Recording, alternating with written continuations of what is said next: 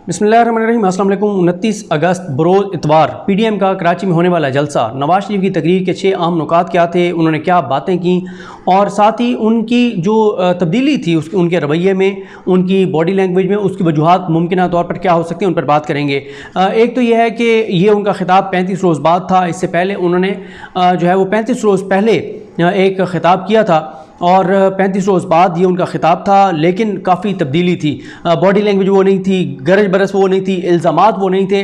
और फिर उसके बाद उन्होंने जब आगाज़ किया तकरीर का तो उन्होंने कहा कि पिछले 3 साल कराची के ऊपर जो गुजरी है वो आप सब जानते हैं। तो अगर वो कराची को टारगेट कर रहे थे तो जैसे फवाद चौधरी साहब ने कहा कि फिर तो वो पीपल्स पार्टी पे तनकीद कर रहे थे, क्योंकि ज़ाहिर है कराची की ज़िम्मेदार तो पीपल्स पार्टी 18वीं तरमीम के बाद। और ये एक बड़ी हैरान कुन सूरत हाल है कि 18वीं तरमीम के बाद पैसा सूबे लेते हैं और सारे इख्तियारात सूबों के पास हैं, लेकिन जो कुछ उस सूबे में हो रहा होता है इल्ज़ाम जो है वो वफाक को दिया जाता है। तो जो फिर मियाँ साहब कह रहे हैं कराची पे जो गुजरी है तो उसकी ज़िम्मेदार ज़ाहिर है वो पीपल्स पार्टी है। उन्होंने दोबारा धांधली की बात की, धांधली की साजिश की बात की और मियाँ साहब अपनी गुफ्तगू में ऐसे बता रहे थे कि 3 साल पहले पाकिस्तान ये था, ये था, ये था, बहुत इंसाफ था, पाकिस्तान में खुददारी थी, ये भी अच्छा था, ये भी अच्छा था। और फिर एक पनामा आया और उन्होंने कहा वो ड्रामा हुआ और उसके बाद पाकिस्तान की तरक्की रुक गई और वो जो दूध और शहद की नहरें बह रही थी वो सारी की सारी खाली हो गई और वो खुश्क हो गई।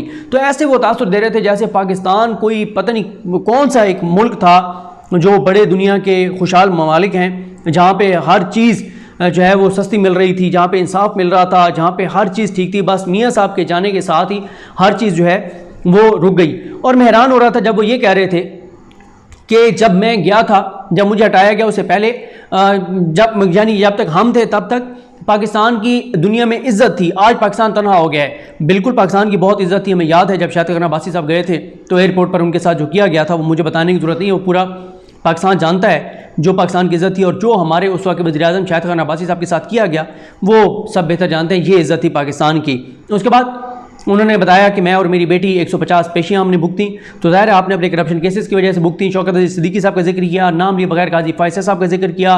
उन्होंने कहा लोगों के पास इलाज के लिए पैसे नहीं हैं, बहुत हालात ख़राब हैं। शायद मियाँ साहब को ये पता नहीं है, बल्कि पता तो होगा। ज़ाहिर है वो ये बात कहाँ मानेंगे या बताएंगे कि इस वक्त जो तेज़ी के साथ पंजाब में भी हेल्थ कार्ड दिए जा रहे हैं, ये इतना ज़बरदस्त और शानदार मंसूबा है कि आप इमरान खान की बाकी तमाम चीज़ों पर तनकीद कर सकते हैं, लेकिन इस चीज़ का क्रेडिट इमरान खान को देना पड़ेगा कि हेल्थ कार्ड की वजह से 7 से 10 लाख रुपए तक का इलाज जो है वो कोई भी शहरी किसी भी प्राइवेट हॉस्पिटल से बेहतरीन तरीके से करा सकता है। फिर उन्होंने फ़ौज पर नाम लिए बगैर तनकीद करते रहे कि ये चंद लाख लोगों का मुल्क है। और देखें अब मियाँ सब इस तरह की सतही बातों पर आ गए हैं, इतने सतही चीज़ों पर आ गए हैं कि ये एक जिस तरह से वो कह रहे थे कि वो है कि ये वतन तुम्हारा है, हमें खामखा इसमें, ये सोशल मीडिया पर चलता है जो एक तासुर दिया जाता है कि फ़ौज पता नहीं बहुत ज़्यादा जो है उनको बहुत ज़्यादा उनको बजट मिलता है, बहुत ज़्यादा पैसा मिलता है। इसके ऊपर भी कभी बात कर लेंगे फ़ौज को कितना बजट मिलता है और किस किस माद में और किस किस तरह से मिलता है। तो बाकी फ़ौज के साथ मसला यह है कि अब बहुत सारे लोग हमारे कहते हैं वो देखें जी CMH में जाके देखें वहाँ पे क्या सिस्टम है। और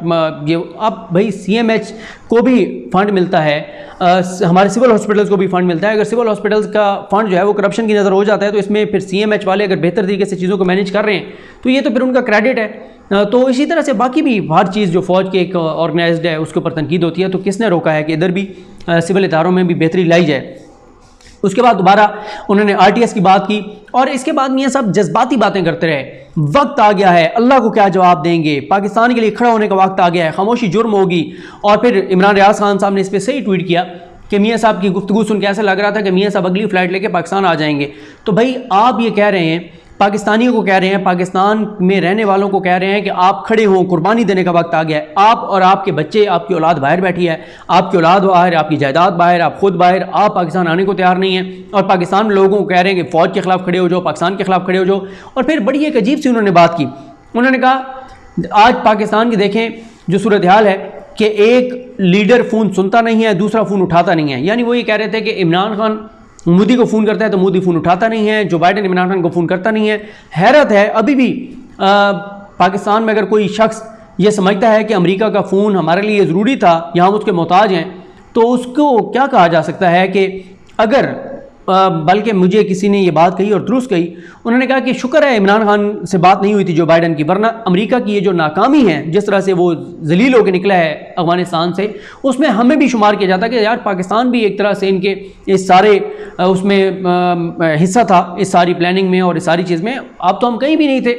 अब मसला यह है कि पाकिस्तान को कहीं पे ऑन बोर्ड नहीं लिया गया, अमेरिका अपने तौर पे चीज़ें कर रहा था। और फिर जो लोग ये कहते हैं कि जो बाइडन की फ़ोन कॉल ज़रूरी है, जो बाइडन की फ़ोन कॉल ज़रूरी है, जो बाइडन और 30 मुल्क जिस अफ़गानिस्तान में हुकूमत अशरफ गनी की हुकूमत को पैसा दे रहे थे, सपोर्ट दे रहे थे, मदद कर रहे थे, सब कुछ कर रहे थे, 20 साल तक उन्होंने वहाँ पे रह के और उसके साथ उसको जो सपोर्ट किया, जिस तरह से उन्होंने उस हुकूमत को खड़ा किया, फंड सारा कुछ, जिस फ़ौज की उन्होंने ट्रेनिंग की, वो ट्रेनिंग तो खैर ज़्यादातर तो इंडिया से हुई और पता चल गया है इंडिया की सलाहियत का भी, अहलियत का भी।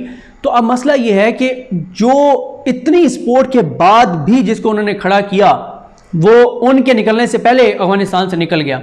तो बात यह है कि हमें कोई उनके फ़ोन कॉल से कोई पता नहीं क्या ऐसी चीज़ मिल जानी थी जो अभी हमारे पास नहीं है। हाँ, ये ज़रूर मौक़िफ़ था पाकिस्तान का कि अमेरिका यहाँ से निकलना चाह रहा है, कल को हमारे ऊपर इल्ज़ाम देगा, तो हम इसलिए ज़रूर चाह रहे थे कि पाकिस्तान की बात हो, पाकिस्तान उनको बताए, पाकिस्तान उनको जो भी पाकिस्तान के पास इंफॉर्मेशन है वो पाकिस्तान उनको बताए कि भाई ये चीज़ें हैं और आपको इस तरह से करना चाहिए, जो अपने एक इनपुट है वो पाकिस्तान दे।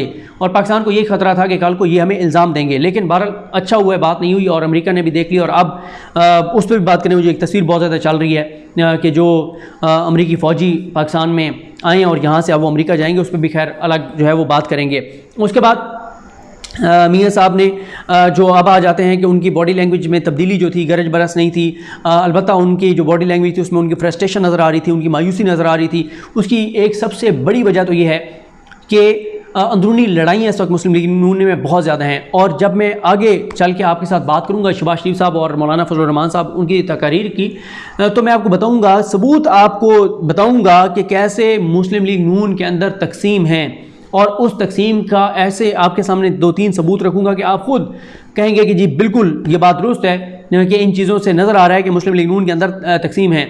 और उसके बाद एक और वजह यह भी है कि मियाँ साहब इस वक्त ज़ाहिर है एक परेशानी में भी हैं, जिस तरह से उनको वहाँ पे उनका वीज़ा एक्सटेंड नहीं किया जा रहा और उनका मामला वहाँ पे कोर्ट में चला गया है, वो भी एक उनकी परेशानी है। फिर एक और परेशानी उनकी ये है कि ज़ाहिर है PDM किस लिए बनी थी, इस्तीफ़े देने के लिए बनी थी, हुकूमत गिराने के लिए बनी थी। अब वो इस बात पर आ गए हैं कि हमने अगले इलेक्शन की तैयारी करनी है, ना वो इस्तीफ़े दे सकते हैं, ना वो लॉन्ग मार्च कर सकते हैं। और वो जो लॉन्ग मार्च का ऐलान किया भी गया है वो भी बस सिर्फ अपने आप को रैली में रखने के लिए किया गया है, वरना ये तारीख देते कि ये तारीख है। बाकी मियाँ साहब इस बार जो है वो यही कहते रहे, चंद जर्नैलों ने इस मुल्क को यरगमाल बना रखा है। और जैसे मैंने आपको कहा कि यही कहते रहे कि जी वो खामोशी जुर्म है और आप सब लोग जो हैं वो खड़े हो जाएं, चंद लाख लोग जो हैं वो मराद याफ्ता हैं और बाकी जो है वो बाकी मुल्क जो है वो उसके साथ ये मसाइल हैं। ये बात दुरुस्त है, महंगाई है, जो उनकी बातें थी जिस पे वो तनकीद कर रहे थे, अद्वियात महंगी हुई हैं, बिल्कुल हुई हैं, खाने पीने की चीज़ें महंगी हुई हैं, बिल्कुल हुई हैं, महंगाई बिल्कुल है। लेकिन जो 3 साल पहले की तस्वीर मियाँ साहब पेश कर रहे थे वो भी दुरुस्त तस्वीर नहीं थी। और फिर ज़ाहिर है उनके बहुत से किए गए मुआशी इक़दामात जो हैं वो अब आके और इस हुकूमत के लिए मसाइल हैं। और लेकिन मैंने आपको जैसे कहा कि आलमी तन्हाई वाली उनकी बात बिल्कुल गलत थी। इस वक्त आलमी तन्हाई नहीं है, इस वक्त पाकिस्तान को कई मुल्क रब्ता कर रहे हैं, ज़ाहिर है जिनके लोग फंसे हुए अफ़गानिस्तान में उनको निकालने के लिए। इसके अलावा भी वज़ीर-ए-आज़म इमरान खान मुख्तलिफ़ इंटरनेशनल लेवल पर जो लीडर्स हैं उनको इंगेज करते रहते हैं, इंटरनेशनल फोरम्स पर जाकर तकरीर करते रहे हैं। और इसके अलावा जो एक आप ऐसे समझिए कि जो मियाँ साहब ने बिल्कुल एक ऐसी तस्वीर बनाकर पाकिस्तान की पेश की, वैसी भी चीज़ नहीं है। ज़ाहिर है कुछ बातें उनकी दुरुस्त थी महंगाई के हवाले से, लेकिन चीज़ें नज़र आ रही हैं कि जो चीज़ें हैं वो बेहतरी की तरफ बहरहाल जा रही हैं, जाना शुरू हो गई हैं।